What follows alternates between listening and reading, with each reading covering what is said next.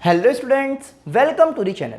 तो previous lecture में हमने स्टार्ट किया था इनकम टैक्स का एक बहुत ही अच्छा और आसान चैप्टर जिसका नाम है इनकम फ्रॉम हाउस प्रॉपर्टी। और प्रीवियस लेक्चर में हमने देख लिया है कि भाई ये जो हमारा हेड है इनकम फ्रॉम हाउस प्रॉपर्टी वाला, ये चलता है सेक्शन नंबर 22 से लेकर सेक्शन नंबर 27 तक। और प्रीवियस लेक्चर में ही हमने समझ लिया है कि भाई हमारा सेक्शन नंबर 22 है चार्जिंग सेक्शन,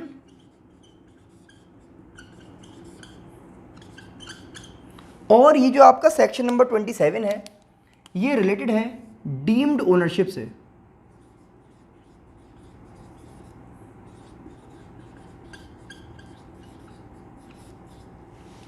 तो ये दोनों ही सेक्शन हमने बहुत ही डिटेल में प्रीवियस लेक्चर में डिस्कस कर लिए हैं।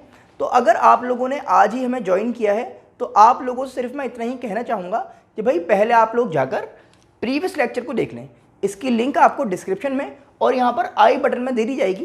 देखिए, जब आप स्टेप वाइज चलेंगे ना, काम को सीरीज़ वाइज करते हुए सीक्वेंस में जब आप करेंगे तभी आपको चीज़ अच्छी समझ में आएगी। तो देखिए, आप प्रॉपरली नोट्स मेंटेन कीजिए। पहले जाइए लेक्चर नंबर 1 पे, पहले इसको देखिए, इसको समझिए, फिर वापस आइए और फिर हम स्टार्ट करेंगे आज का लेक्चर जिसमें हम समझेंगे सेक्शन नंबर 23 जो रिलेटेड है एनुअल वैल्यू से। और वो लोग जो हमारे साथ रेगुलरली कनेक्टेड हैं, जो प्रॉपरली हमारे लेक्चर्स देखते हैं और अपने नोट्स भी मेंटेन करते हैं, वो एक बार मुझे कमेंट सेक्शन में ज़रूर बताइएगा कि हमारी ये लेक्चर्स आपके लिए कितनी ज़्यादा हेल्पफुल रहे। चलिए स्टार्ट करते हैं। तो अब बात यहाँ पर ये हो रही है कि भाई ये एनुअल वैल्यू है क्या। तो एनुअल वैल्यू क्या होती है? It is an expected value.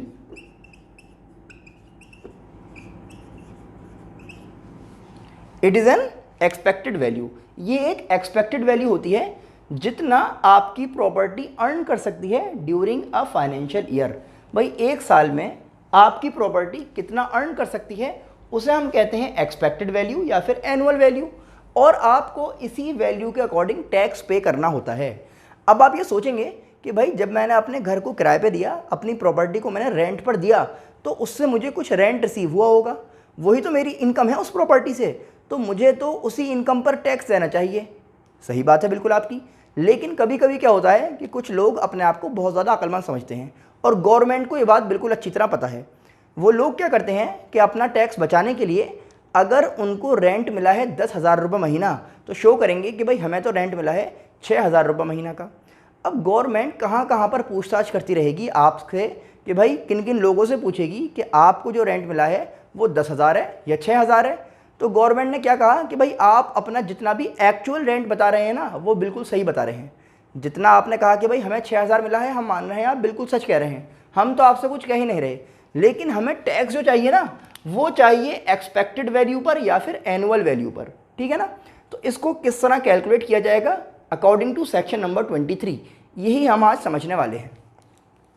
अच्छा, बात यह है कि भाई इनकम फ्रॉम हाउस प्रॉपर्टी की बात चल रही है, तो इनकम किस तरह कैलकुलेट की जाएगी। मैंने कहा कि भाई इसकी हेल्प से करनी है, इसी पर आपको टैक्स देना है।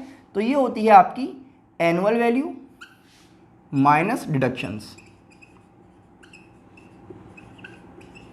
Annual value minus deductions. ये जो एनुअल वैल्यू है ये हमें गिवन है सेक्शन नंबर 23 में। तो इसका मतलब एक तो हमें सेक्शन नंबर 23 समझना होगा और डिडक्शंस हमें गिवन है सेक्शन नंबर 24 में। कुछ डिडक्शंस यहाँ पर मिलते हैं कि ये जो आपकी टोटल इनकम हुई है, जो आपकी एनुअल वैल्यू है, उसमें से कुछ चीज़ें आपको अलाउड हैं कि आप इनको माइनस कर लीजिए, डिडक्ट कर लीजिए, और फिर भाई जो वैल्यू बचे उसको हम आपकी इनकम कह देंगे और इस पर आप टैक्स दे दीजिएगा। बिल्कुल अच्छी बात है, समझ में आ रही बात। तो हमें जो है यही समझना है कि भाई सेक्शन नंबर 23 के अकॉर्डिंग एनुअल वैल्यू किस तरह कैलकुलेट की जाएगी और सेक्शन नंबर 24 में जो डिडक्शंस हैं वो क्या होते हैं ये भी हम समझेंगे। फिलहाल बात यह है कि जब आप income from house property calculate करना चाह रहे हैं तो आपके सामने डिफरेंट केसेस और डिफरेंट सिचुएशंस आ सकती हैं और इन्हीं पर बेस्ड है हमारा पूरा चैप्टर। तो फर्स्ट सिचुएशन ये है कि आपका घर जो है वो लेट आउट है। घर क्या है? लेट आउट है। घर आपने किराए पे दिया हुआ है। तो जब आप घर को किराए पे देंगे तो यहाँ पर डिफरेंट टाइप की सिचुएशंस अराइज हो सकती हैं। फर्स्ट सिचुएशन क्या है कि आपने अपना घर किराए पे दिया है फॉर फुल ईयर। आपका घर जो है वो पूरे साल किराए पर रहा। एक कंडीशन हो गई, बात समझ में आ रही है। सेकंड कंडीशन क्या है भाई यहाँ पर आपके पास? सेकंड कंडीशन है let out but remained vacant. Let out but remained vacant मतलब आपने किराए पे तो दिया हुआ था लेकिन कुछ टाइम घर आपका खाली रहा। भाई हो सकता है यहाँ पर क्या था कि पूरे 12 महीने का आपको रेंट मिला।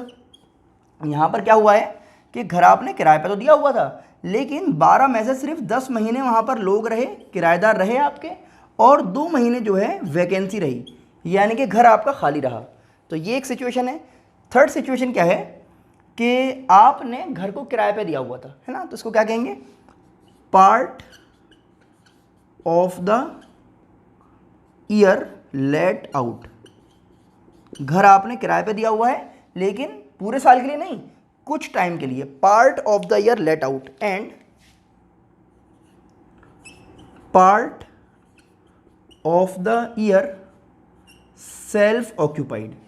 सेल्फ ऑक्यूपाइड का मतलब भाई कुछ टाइम, भाई सपोज कीजिए साल में 8 महीने तो आपका घर जो है किराए पे था, समझ में आ रहा है ना। फिर भाई किराएदार चले गए, आपको ज़रूरत भी थी उस पोर्शन की, तो वो 4 महीने आपने खुद यूज़ कर लिया, तो कहेंगे खुद यूज़ करना मतलब खुद उसमें रहे, तो सेल्फ ऑक्यूपाइड कहा जाएगा। तो एक कहानी हो गई, एक कंडीशन हो गई कि भाई लेट आउट के केस में क्या क्या हमें मिल सकता है, ठीक है ना। भाई सेकंड कंडीशन क्या आती है यहाँ पर हमारे पास? सेकंड कंडीशन है सेल्फ ऑक्यूपाइड। सेल्फ ऑक्यूपाइड का मतलब इसमें आप खुद रहते हैं। जब आप घर में खुद रहेंगे तो क्या हिसाब है भाई, समझिएगा। भाई जब लेट आउट किया है तो किराया मिलता है, जब आप खुद रहते हैं घर में तो कोई किराया थोड़ी मिलता है उसका। तो क्या है भाई, इसी में देखिए कंडीशंस क्या क्या मिलेंगी आपको कि सेल्फ ऑक्यूपाइड हाउस की हम बात कर रहे हैं, तो इसमें फर्स्ट केस मिलता है एक्चुअली सेल्फ ऑक्यूपाइड, मतलब वाकई आप उस घर में रहते हैं, ठीक है ना। और भाई इसमें दूसरी कंडीशन क्या है? Not occupied due to business और प्रोफेशन। भाई हो सकता है कि आपका घर यहाँ अलीगढ़ में है लेकिन आपकी जॉब लगी है दिल्ली में, तो आपको अपना घर छोड़कर जाना पड़ेगा ना। तो है तो सेल्फ ऑक्यूपाइड ही, आपने किराए पे नहीं दिया लेकिन आप उसमें रह भी नहीं रहे, तो क्या कहा जाएगा? Not occupied due to business और प्रोफेशन। अपने काम के सिलसिले में या अपने प्रोफेशन के सिलसिले में आप उस घर को ऑक्यूपाई नहीं कर पा रहे हैं, तो ये हो सकता है। थर्ड क्या है भाई? ये है deemed to be let out. Deemed to be let out, ये बहुत ही आसान बात है भाई। आप अगर किसी प्रॉपर्टी को डीम्ड कर लेंगे, मान लेंगे कि वो लेट आउट है, तो फिर बात ही खत्म हो गई। तो फिर उसका ट्रीटमेंट इस तरह से होगा भाई, जब आप उसको लेट आउट मान लेंगे तो लेट आउट की तरह ही तो ट्रीट किया जाएगा। तो समझने वाली बात यहाँ पर ये है कि घबराना और परेशान नहीं होना, क्योंकि हमें सिर्फ एक तो ये पढ़ना है लेट आउट का केस, एक हमें पढ़ना है सेल्फ ऑक्यूपाइड वाला केस। क्योंकि जब आप किसी प्रॉपर्टी को लेट आउट मान लेंगे तो उसका ट्रीटमेंट लेट आउट की तरह ही किया जाएगा। अब हम स्टार्ट करते हैं समझना कि भाई एनुअल वैल्यू आप किस तरह कैलकुलेट करेंगे लेट आउट हाउस की या फिर लेट आउट प्रॉपर्टी की। इसी तरह से लेक्चर वाइज हम कवर करेंगे कि भाई लेट आउट किस तरह किया जाएगा, सेल्फ ऑक्यूपाइड किस तरह किया जाएगा, और इसके अंदर जो वेरियस केसेस हैं वो भी हम समझेंगे। चलिए आज स्टार्ट कर लेते हैं income from house property from a let out house. तो देखिए इनकम कैलकुलेट करने के लिए हमारे पास एक फॉर्मेट है, तो हम यहाँ पर लिखेंगे calculation of income from house property, और हम यहाँ पर बात कर रहे हैं लेट आउट हाउस की। तो हम कैलकुलेशन सीख रहे हैं कि भाई लेट आउट अगर आपकी प्रॉपर्टी है तो इस केस में आप किस तरह से प्रोसीड करेंगे, क्या फॉर्मेट यहाँ पर हमें दिया गया है समझ लेते हैं। देखिए सबसे पहले हमें कैलकुलेट करनी होती है ग्रॉस एनुअल वैल्यू, इसको हम GAV कहा करेंगे, ठीक है ना। एक वैल्यू यहाँ पर आ जाएगी आपके पास, क्या नाम रखा गया है इसका? Gross annual value. इसमें से हमें डिडक्ट करने होते हैं म्यूनिसिपल टैक्सेस, क्या डिडक्ट करने हैं आपको? म्यूनिसिपल टैक्सेस, हाउस टैक्स वगैरह के नाम से आप इसे जानते हैं। तो म्यूनिसिपल टैक्सेस इसमें से डिडक्ट कर दिए जाएंगे।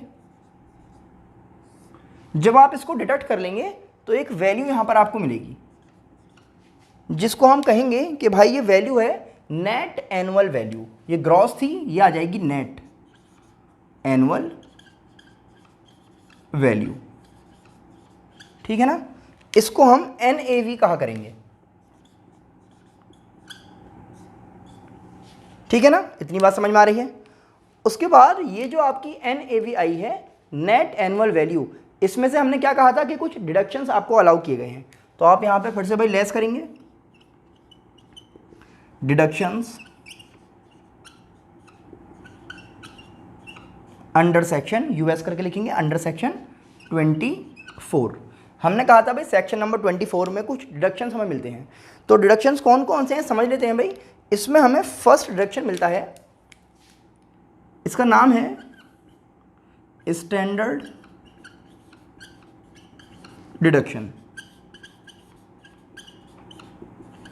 स्टैंडर्ड डिडक्शन ये होता क्या है भाई? ये है 30% ऑफ NAV। स्टैंडर्ड डिडक्शन कितना होगा? 30% ऑफ NAV। इसका मतलब ये जो आपकी NAV आई थी ना, इसका 30% आप कैलकुलेट करेंगे और वो यहां पर लिख लेंगे, ठीक है ना। अभी बाहर नहीं जा रहे हैं, अभी यहां पर इनर कॉलम में हमने लिख लिया है। इसी तरह से आप देखेंगे कि भाई आपको एक डिडक्शन और अलाउड है, डिडक्शन नंबर B। क्या नाम है इसका? इसका नाम है interest on borrowed capital. Interest on borrowed capital. भाई कभी कभी आप घर बनाने के लिए, कंस्ट्रक्ट करवाने के लिए, परचेज करने के लिए लोन ले लेते हैं, उस पर आपका इंटरेस्ट जाता है। तो गवर्नमेंट कह रही है परेशान मत हो भाई, तुम मुझे बेचारे टैक्स भी दे रहे हो, तुम इसका इंटरेस्ट भी दे रहे हो, तुम पर तो बहुत खर्चा हो गया, तो इस पर जो तुम इंटरेस्ट दे रहे हो वो तुम्हारा माफ़ कर देते हैं, उसको हम डिडक्शन अलाउ कर देते हैं उसके लिए, है ना। तो यहाँ पर आप लिखेंगे और इसका टोटल जो है वो एज अ डिडक्शन आप माइनस कर लेंगे इसका टोटल अंडर सेक्शन 24। तो यहां से आप इसको डिडक्ट कर लेते हैं और माइनस करने के बाद जो वैल्यू आपके पास आएगी उसको हम कहेंगे इनकम फ्रॉम हाउस प्रॉपर्टी।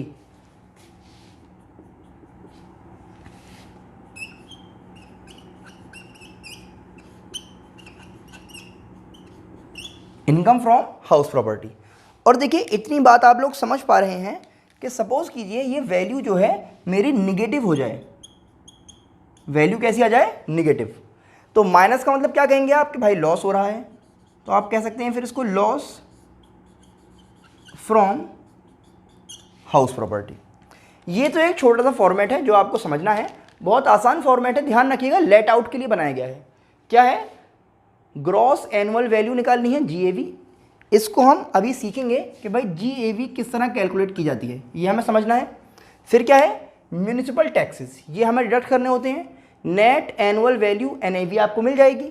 फिर NAV में से आपको डिडक्शंस अलाउड हैं दो तरह के। पहला है standard deduction 30% of NAV, calculate करके लिख लेंगे।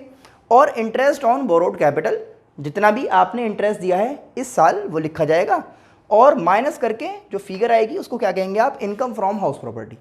अब यहां पर पहले कुछ समझने वाली बातें हैं, उनको लिख लेते हैं, नोट करके लिखिए आप लोग। म्यूनिसिपल टैक्सेस से रिलेटेड एक बात, क्या बात है भाई? तो बात यह है कि म्यूनिसिपल टैक्सेस अगर ओनर पे करेगा तभी उसका डिडक्शन आपको मिलेगा। तो क्या लिखेंगे? Municipal taxes are deducted if they are actually paid and borne by the owner. भाई घर का मालिक जो है जब वो टैक्सेस पे करेगा, कौन से वाले? म्यूनिसिपल टैक्सेस, तभी इनका डिडक्शन आपको अलाउ होगा। भाई कभी कभी क्या होता है कि म्यूनिसिपल टैक्स तो पे किया है लेकिन किसने किया है? टेनेंट ने, किराएदार ने। तो फिर जो ओनर है उसको क्यों डिडक्शन देंगे हम? तो यही बात हो रही है, डिडक्शन तभी मिलेगा जब ओनर पे करेगा। एक बात समझ में आ गई। इसी तरह से एक बात इसी से रिलेटेड और है कि अगर इस साल आपने पे नहीं किया है म्यूनिसिपल टैक्स, यानी कि आपका टैक्स जो है वो आउटस्टैंडिंग है। टैक्स अगर क्या है, आउटस्टैंडिंग, तो उसके लिए आपको कोई भी डिडक्शन नहीं मिलेगा। गवर्नमेंट कह रही है भाई अगर टैक्स पे करोगे म्यूनिसिपल टैक्स तभी मैं आपको डिडक्शन अलाउ करूंगी, ये वाला, ठीक है ना। बिल्कुल बात आसान है भाई जब पे करोगे तभी तो माइनस किया जाएगा। और इसी से रिलेटेड भाई एक और बात क्या है, ये कहा जा रहा है अगर आप इस साल करंट ईयर में पे करते हैं म्यूनिसिपल टैक्सेस प्रीवियस ईयर के लिए, करंट ईयर के लिए या फिर नेक्स्ट ईयर के लिए, सभी आपको अलाउड हैं। यानी कि जितना भी आप टोटल इस साल पे कर देंगे वो आपको एज अ डिडक्शन मिल जाएगा यहाँ पर लेस करने के लिए। अगर इस साल आपने कुछ पे नहीं किया है तो आपको फिर कोई डिडक्शन नहीं मिलेगा। अगर इस साल हो सकता है आपने पिछले 5 साल के भी कर दिए और आने वाले 3 साल के भी कर दिए और इस साल का भी कर दिया, तो टोटल आपको 9 साल का एक साथ डिडक्शन मिल जाएगा। ये बात ध्यान रखनी है म्यूनिसिपल टैक्सेस के बारे में। इसी तरह से आपको हम समझाएंगे बहुत आराम से, इसके बारे में एक स्पेशल एक लेक्चर रहेगा कि डिडक्शंस जो हैं आपके अंडर सेक्शन 24, इनमें जो है 2 बातें हैं, ये क्या होती हैं और इनका कैलकुलेशन किस तरह से किया जाएगा। फिलहाल मैंने आपको समझाया है कि भाई calculation of income from house property let out के केस में आप किस तरह करेंगे। अब हम ये समझते हैं कि जो GAV लिखी हुई है ना, ग्रॉस एनुअल वैल्यू, इसको किस तरह कैलकुलेट किया जाएगा, चलिए देख लेते हैं। तो भाई बात हो रही है कि GAV ग्रॉस एनुअल वैल्यू किस तरह से कैलकुलेट की जाएगी। तो हमने देखिए अभी आपको ये बताया था कि आपको जब इनकम कैलकुलेट करनी है तो आपके पास डिफरेंट केसेस हो सकते हैं। तो हम यहाँ पर बात कर रहे हैं लेट आउट हाउस प्रॉपर्टी की, और उसमें भी नो वैकेंसी वाला केस आपको समझा रहे हैं। नो वैकेंसी का मतलब क्या है कि आपका घर लेट आउट रहा, किराए पर रहा फुल ईयर, आपका घर लेट आउट रहा फुल ईयर, तो आप GAV किस तरह से कैलकुलेट कर सकते हैं इस केस में। तो देखते हैं भाई कैलकुलेशन ऑफ GAV। तो आपको 1, 2, 3 और 4 बातें समझनी है। उसके बाद GAV आपके पास है, किस तरह समझनी है भाई देखते हैं। आपको देखनी है म्यूनिसिपल वैल्यू,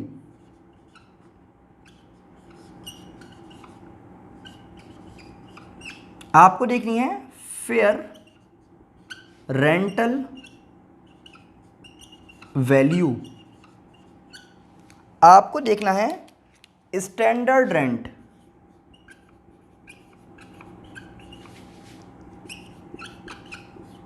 और आपको देखना है एक्चुअल रेंट। ठीक है ना। इनको हम शॉर्ट में कुछ इस तरह कहा करेंगे, municipal value, fair rental value, standard rent और एक्चुअल रेंट। बिल्कुल समझ में आ रही है बात, कोई इसमें परेशानी वाली बात नहीं है। भाई म्यूनिसिपल वैल्यू क्या है कि आप जिस जगह पर रहते हैं भाई उस जगह को कोई ना कोई म्यूनिसिपैलिटी मेंटेन करती है ना, तो उस म्यूनिसिपैलिटी के अकॉर्डिंग आपके घर की क्या वैल्यू है। भाई म्यूनिसिपल टैक्सेस जो लगते हैं ना वो आपके म्यूनिसिपल वैल्यू के अकॉर्डिंग लगाए जाते हैं। तो हर जगह की एक म्यूनिसिपल वैल्यू होती है, वो डिसाइड करती है गवर्नमेंट, हमें टेंशन नहीं लेनी, क्वेश्चन में आपको गिवन होगा, उसको हम कहते हैं म्यूनिसिपल वैल्यू। एक होती है fair rental value. Fair rental value का मतलब क्या है कि भाई अगर मैं किसी एक लोकेलिटी में घर किराए पर लेना चाहूँ तो अंदाज़न वहाँ पर क्या रेंट मुझे पे करना पड़ेगा, तो उसको हम कहते हैं फेयर रेंटल वैल्यू। फिर क्या है भाई स्टैंडर्ड रेंट। स्टैंडर्ड रेंट क्या है भाई, एक आपके पास रेंट कंट्रोल एक्ट है,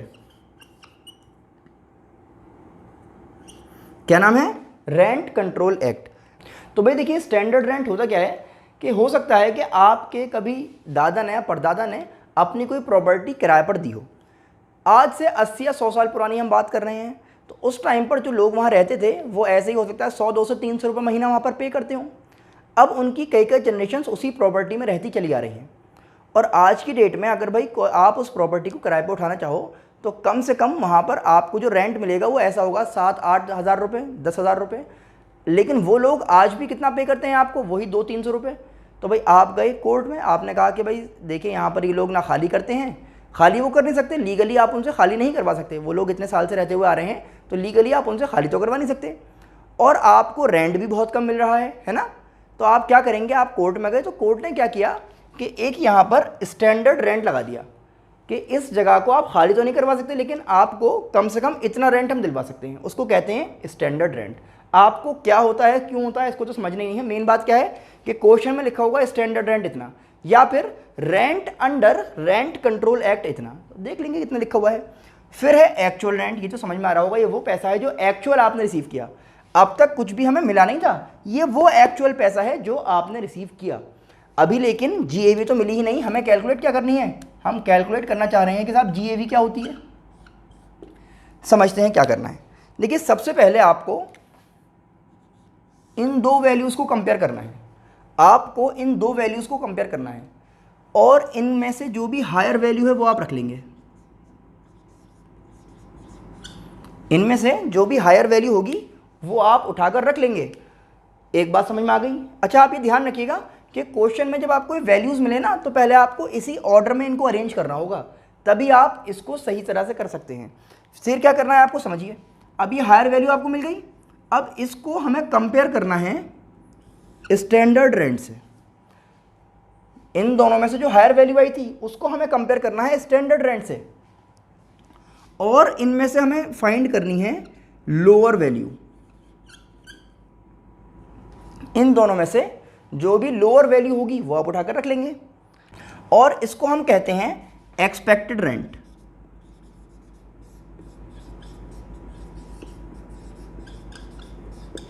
एक्सपेक्टेड रेंट।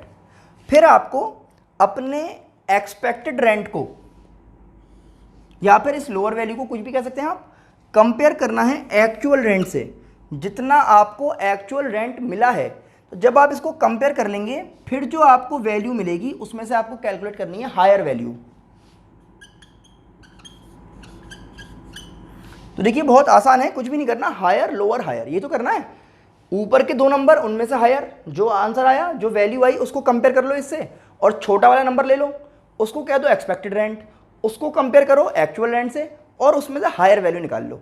और ये जो आपके पास वैल्यू आई है ना, ये जो हायर वैल्यू यहाँ पर आपके पास आई है, इसको हम कहेंगे GAV, gross annual value.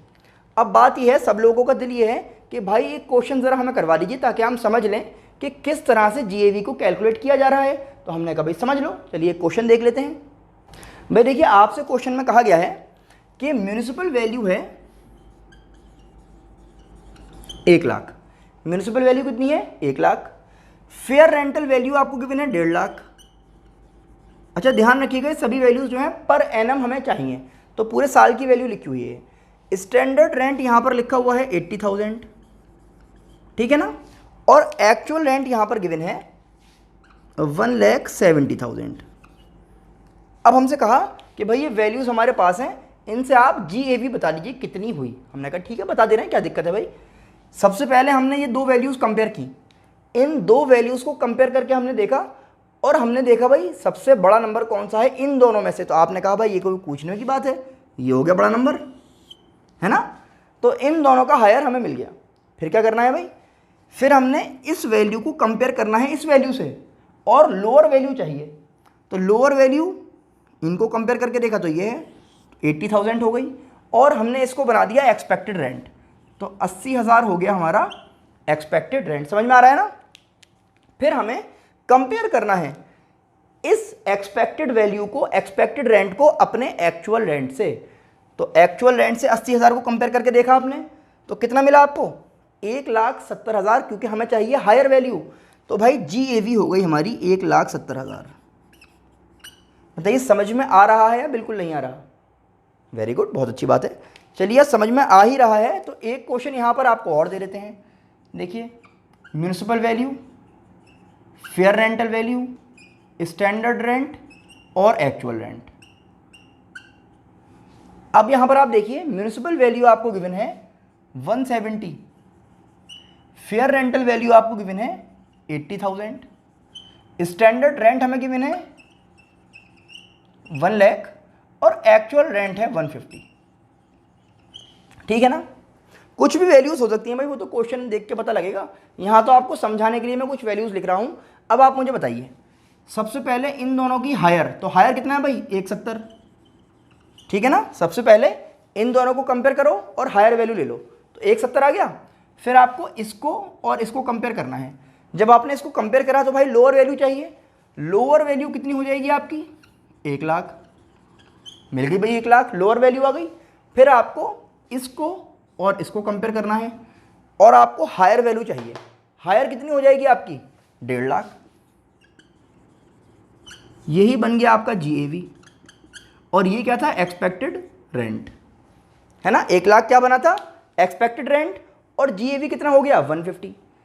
I hope आपको समझ में आ रहा होगा। अब एक क्वेश्चन मैं आपको लेता हूं करने के लिए और आप उसका आंसर मुझे कमेंट सेक्शन में ज़रूर बताइएगा। देखते हैं आपके लिए क्या क्वेश्चन है, समझ लेते हैं। तो भाई आप लोगों को मुझे बताना है कि अगर म्यूनिसिपल वैल्यू जो है वो 80,000 हो, फेयर रेंटल वैल्यू जो है 1 लाख हो, स्टैंडर्ड रेंट हमारा 70,000 है और एक्चुअल रेंट है हमारा 1 लाख। ठीक है ना।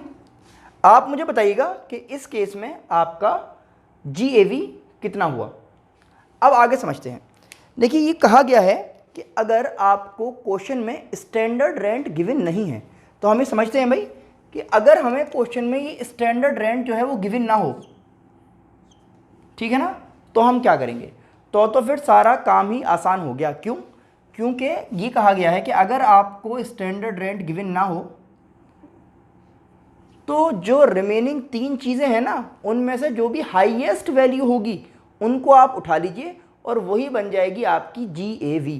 तो यहाँ पर बताइए हाईएस्ट वैल्यू कौन सी है? 170। तो यही बन जाएगी मेरी GAV। लेकिन ये बात कब कही गई है? जब स्टैंडर्ड रेंट ना गिवन हो। ठीक है ना, ध्यान रहेगा। तो स्टैंडर्ड रेंट हमें गिवन नहीं है, तो in the absence of standard rent, या फिर आप कह सकते हैं if standard rent is not applicable, या फिर if standard rent is not given, then higher of the remaining will be the GAV। तीनों में से जो वैल्यू बची वो आपकी GAV है। हो सकता है कभी कभी क्वेश्चन में सिर्फ इन 4 में से कोई एक ही वैल्यू आपके पास हो, तो भाई जब एक ही वैल्यू है फिर तो वही मेरी क्या है? GAV। अगर सिर्फ 2 हैं और उनमें स्टैंडर्ड रेंट नहीं है तो जो भी हायर वैल्यू होगी उसको आप उठा लेंगे, वो आपकी GAV बन जाएगी। बहुत आसान है। मेरा दिल ये हो रहा है कि भाई एक क्वेश्चन तो मैंने आपको दे दिया, एक क्वेश्चन अगर मैं आपको और दे दूं करने के लिए, इसका तो आप आंसर बताएंगे मुझे। इसका नाम रख लीजिए क्वेश्चन नंबर 1, और एक क्वेश्चन नंबर 2 कर देते हैं। यहाँ पर बना लेते हैं 120, इसको हम बना लेते हैं 90 और इसको हम बना लेते हैं 70। ठीक है ना। तो ये 2 क्वेश्चन आपके लिए हैं जिनका आंसर आप मुझे बताने वाले हैं बिल्कुल अभी कमेंट सेक्शन में। तो ये मैंने आपको समझाया है कि भाई लेट आउट का अगर केस है और वैकेंसी नहीं है, यानी कि पूरे साल घर आपका किराए पे था, पूरे साल का पैसा मिला, तो GAV किस तरह से कैलकुलेट की जाएगी। प्रॉपर जो पूरा क्वेश्चन आएगा वहाँ पर हम पूरी कैलकुलेशन दिखाएंगे कि GAV आ गई, अब माइनस करते हैं भाई इसमें से म्यूनिसिपल टैक्स, फिर हमें मिल जाएगी NAV, और फिर माइनस करेंगे डिडक्शन अंडर सेक्शन 24, फिर actual income from house property हमें मिल जाएगी। मेन जो काम है ना वो GAV कैलकुलेट करने का है, बाकी तो आपको उसमें से यार 2-3 चीज़ें माइनस करनी है सिर्फ। तो GAV दोबारा समझ लेते हैं। इन दोनों में से हायर, फिर जो वैल्यू आएगी उसको कंपेयर करोगे स्टैंडर्ड रेंट से, लोअर उसको कह दोगे एक्सपेक्टेड रेंट, और फिर जो वैल्यू आएगी उसको कंपेयर करेंगे एक्चुअल रेंट से, और फिर जो हायर वैल्यू होगी वो बन जाएगी मेरी GAV। देखिए अगर किसी की GAV ही गलत कैलकुलेट हुई है तो फिर उसका पूरा क्वेश्चन गलत हो जाएगा। ये बात आप भी समझ रहे हैं, क्योंकि कैलकुलेशन करने के लिए फर्स्ट स्टेप क्या है? पहली चीज़ क्या चाहिए मुझे? GAV। I hope GAV calculate करना आप लोगों को समझ में आ गया होगा। तो देखिए हमने कैलकुलेट करना सीख लिया है कि अगर आपकी प्रॉपर्टी लेट आउट है फुल ईयर के लिए तो उसकी GAV आप किस तरह से कैलकुलेट कर सकते हैं। अब हमें बात करनी है कि भाई अगर प्रॉपर्टी लेट आउट है लेकिन वहाँ पर कुछ वैकेंसी रही।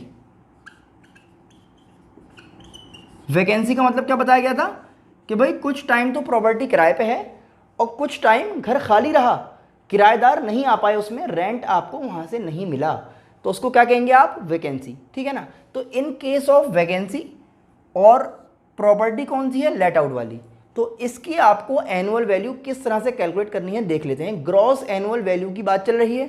देखिए अभी हमने आपको बताया कि GAV अगर आपको लेट आउट फुल ईयर के केस में निकालना है तो आप क्या करते हैं? Municipal value, fair rental value, standard rent और एक्चुअल रेंट, आप इनको कंपेयर करते हैं, इसमें से हायर वैल्यू आप देखते हैं, उसको कंपेयर करते हैं स्टैंडर्ड रेंट से, इसमें से आपको लोअर वैल्यू चाहिए, और इसका आप नाम रखते हैं एक्सपेक्टेड रेंट, ध्यान रखिएगा। फिर आप एक्सपेक्टेड रेंट को और एक्चुअल रेंट को कंपेयर करते हैं, इनमें से जो आपको हायर वैल्यू मिलती है उसको आप कह देते हैं कि भाई ये है हमारी GAV, ये तो हो रहा है। लेकिन अगर हम बात कर रहे हैं लेट आउट प्रॉपर्टी की वैकेंसी के केस में, तो यहाँ पर वैकेंसी के केस में हमारे साथ दो चीज़ें हो सकती हैं। फर्स्ट है कि हमारा जो एक्चुअल रेंट है ना वो ग्रेटर हो, वो बड़ा हो एक्सपेक्टेड रेंट से। दूसरा पॉइंट क्या मिल सकता है कि आपका जो एक्चुअल रेंट है वो स्मॉलर हो, वो कम हो एक्सपेक्टेड रेंट से। तो ये दो बातें यहाँ पर आपको मिल सकती हैं। अगर आपको ये वाला केस मिला है जिसमें एक्चुअल रेंट जो है वो ज़्यादा है और एक्सपेक्टेड रेंट कम है, तो कोई टेंशन वाली बात नहीं है, GAV हो जाएगा आपका एक्चुअल रेंट। समझिएगा ज़रा, फिर इसके बारे में इससे रिलेटेड एक क्वेश्चन भी दिखाऊंगा आपको ताकि और अच्छी तरह समझ में आ जाए।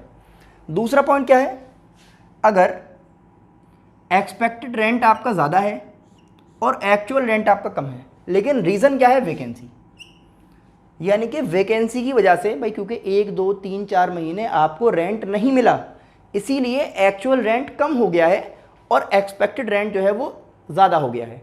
तो अब आप क्या करेंगे, अब आप देखेंगे कि अगर पूरे 12 महीने, पूरे 12 मंथ्स मुझे रेंट मिलता,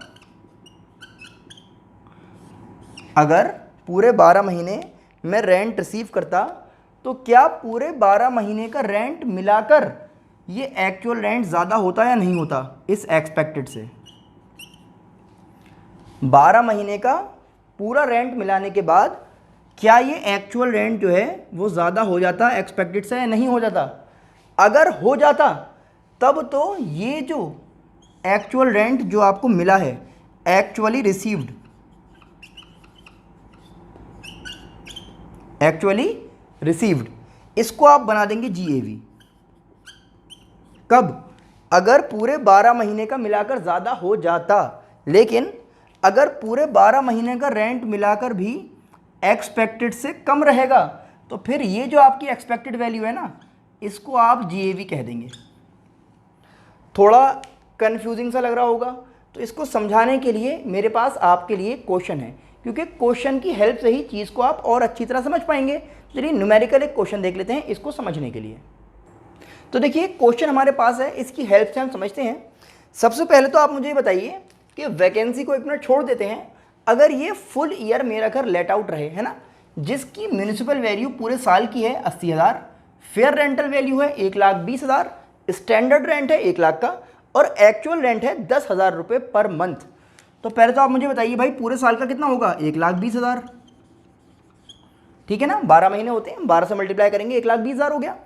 अगर फुल ईयर वाले केस की बात करें जो हमने अभी जस्ट थोड़ी देर पहले सीखा है, तो बताइएगा आप, हायर, लोअर और हायर, इसका मतलब GAV कितनी हो रही है? 1,20,000। ये तो आपको समझ में आ चुका है। अब हम चल रहे हैं वैकेंसी वाले केस में। तो यहाँ पर मुझसे कहा गया है कि अगर वैकेंसी है 1 मंथ की, वैकेंसी कितनी है? 1 मंथ की। तो जब वैकेंसी 1 मंथ की है तो भाई जो मुझे एक्चुअल रेंट मिलेगा वो 12 महीने मिलेगा या 11 महीने मिलेगा? बिल्कुल सही बात है भाई, 11 मंथ का मिलेगा। तो 11 से जब मैं मल्टीप्लाई करूँगा 10,000 को, तो मेरा एक्चुअल रेंट बनेगा 1,10,000 रुपये। बात समझ में आ रही है? अब देखिए ज़रा, इनमें से हायर वैल्यू, तो हायर आपने लिया, कितना आया? 1,20,000। तो यहाँ पर लिख देते हैं 1,20,000। उसके बाद इनको हम कंपेयर करके देखते हैं और इसमें से हमें चाहिए लोअर वैल्यू, यही तो करना है ना। लोअर वैल्यू कितनी आ गई है मेरी? 1 लाख। इसको हम कहेंगे ये बन गया है एक्सपेक्टेड रेंट, यही तो होता है एक्सपेक्टेड रेंट। तो आप यहाँ तक पहुँच गए, एक्सपेक्टेड रेंट, एक्सपेक्टेड रेंट। अब आगे चलना है। आगे क्या कहा गया हमसे कि भाई इसको कंपेयर करो अपने एक्चुअल रेंट से। ये वो एक्चुअल रेंट है जो मुझे रिसीव हुआ है, क्योंकि 11 महीने मेरा घर किराए पे रहा। तो आप देखेंगे जब आप इसको कंपेयर करेंगे तो इसमें से आपको क्या चाहिए होती है? Higher value. तो हायर वैल्यू क्या है, 1,10,000। समझिएगा ज़रा बात को, यहाँ पर आ रहे हैं हम। एक्चुअल रेंट कितना बन रहा है, 1,10,000। एक्सपेक्टेड कितना बन रहा है, 1,00,000।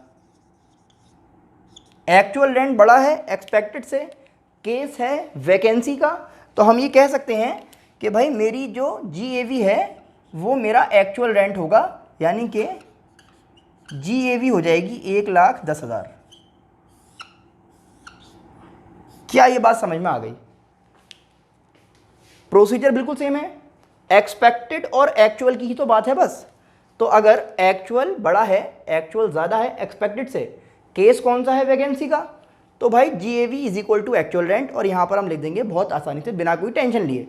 अब ज़रा यहाँ पर आइए, अगर ये क्वेश्चन कुछ इस तरह से होता कि वैकेंसी 3 मंथ, यानी कि अब आपका घर जो है वो 3 महीने खाली रहा, तो आपको रेंट कितने दिन का मिलेगा? तो आप कहेंगे कि भाई मुझे एक्चुअल रेंट जो मिलेगा वो सिर्फ 9 महीने का मिलेगा, इसका मतलब 90,000 रुपीज़ मुझे मिल जाएंगे, और ये मेरा एक्चुअल रेंट होगा। इस क्वेश्चन की बात कर रहे हैं, ठीक है ना। ये एक केस मैंने आपको समझा दिया। केस नंबर 2 समझा रहा हूँ मैं कि वैकेंसी अगर 3 मंथ है तो 9 महीने का तो किराया मिला, तो 9 × 10 90,000 आपको एक्चुअल रेंट रिसीव हुआ। एक्चुअल रेंट रिसीव हुआ, कितना रिसीव हुआ है, 90,000। ये तो बिल्कुल सेम रहेगा। तो मैं ज़रा यहाँ पर लिख देता हूँ आपके लिए, आप देखेंगे एक्चुअल रेंट कितना बन रहा है, 90,000। एक्चुअल रेंट कितना बन रहा है, 90,000। एक्सपेक्टेड कितना बन रहा है, 1 लाख। तो आपने कहा भाई हाँ ये तो ये वाला केस हो गया कि एक्सपेक्टेड जो है ज़्यादा है, किससे, एक्चुअल से। अब क्या करें, अब हमसे क्या बताया आपको, अब हमने आपसे कहा कि भाई 12 महीने का बताओ कितना हो रहा है। पहले क्या करना है, 12 महीने का बताना है। क्यों बता रहे हैं, क्योंकि ये वाला केस बन गया है। इस वाले केस में तो कोई परेशानी है ही नहीं, जब एक्सपेक्टेड ज़्यादा हो जाएगा एक्चुअल से, केस होगा वैकेंसी का, तो आप पहले पूरे 12 महीने का रेंट कैलकुलेट करोगे। तो बताओ 12 महीने का रेंट कितना बन रहा है, 1,20,000 बन रहा है या नहीं बन रहा? ये 12 मंथ का है। अब हमसे कह रहे हैं अब कैलकुलेट करके देखो, अब कंपेयर करके देखो कि क्या ये 12 महीने वाला रेंट इस एक्सपेक्टेड से ज़्यादा हुआ या नहीं हुआ। आपने कहा भाई बिल्कुल हो रहा है, 12 महीने का हो रहा है, लेकिन मिला तो 9 महीने है ना।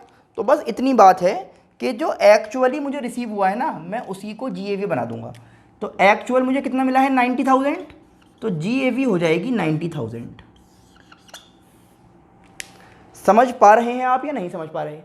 12 महीने का एक्सीड कर गया एक्सपेक्टेड से एक्चुअल वाला रेंट, इसीलिए जो एक्चुअल रिसीव हुआ है उसको मैं बनाऊंगा। इसको नहीं बना रहे, ध्यान रखना, इसको नहीं बनाया, ये तो सिर्फ कंपेयर करने के लिए देखा है कि पूरे 12 महीने अगर मिलता तो कितना होता, तो ज़्यादा हो जाता, तो हम इसको रख रहे हैं।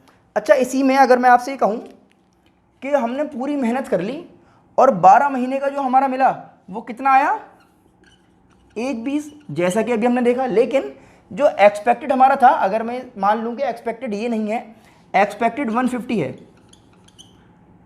सपोज एक्सपेक्टेड जो हमने यहाँ से कैलकुलेट किया था वो कितना था, 150।